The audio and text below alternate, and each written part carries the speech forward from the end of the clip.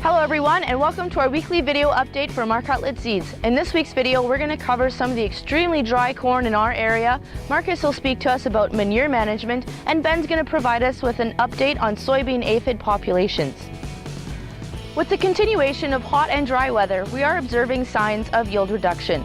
This field of P8581R near Grunthal, Manitoba is in the R2 or blister stage and should be taking up approximately 1/4 of an inch of water per day.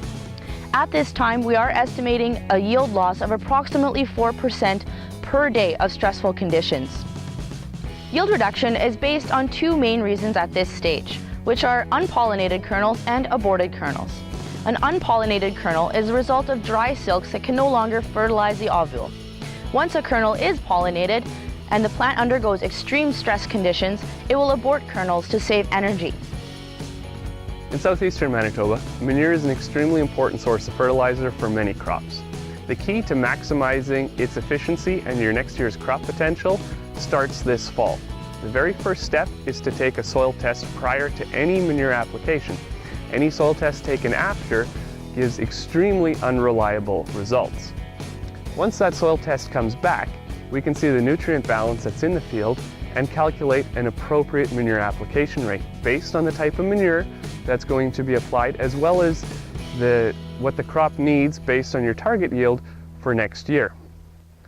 An important thing to keep in mind is that the highest yielding crops, and typically the ones with the highest fertilizer efficiencies, are the ones where 2/3 of the nitrogen requirement is supplied by manure and 1/3 is supplied by commercial fertilizer.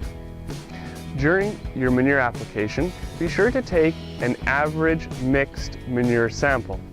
Keep that sample cold and send it off to a lab as soon as you can. When those results come back, then you can recalculate out how much nitrogen and phosphorus and potassium was actually applied to that ground that's going to be available for the next year. With your actual manure test values and your actual manure application rates, you can now calculate the amount of available fertilizer for next year.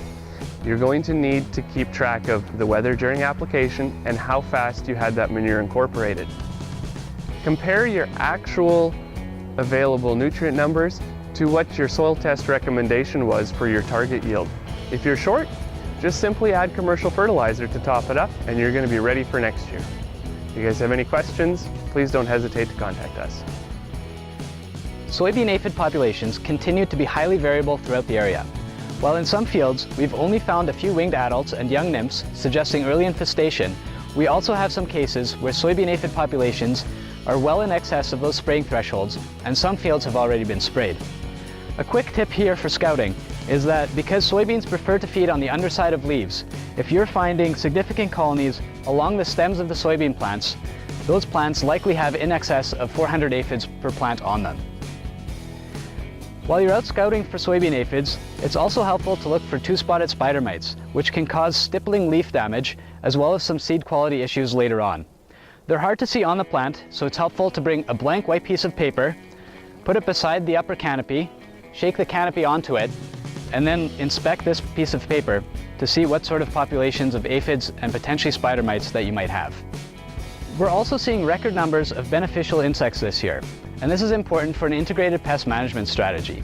In some cases, as long as we're going out to scout every couple of days, we're seeing that soybean aphid populations are holding fairly steady in that 250 to 400 aphids per plant.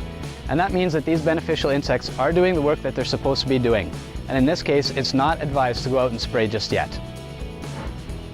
Thanks so much for watching our video. Have a great weekend.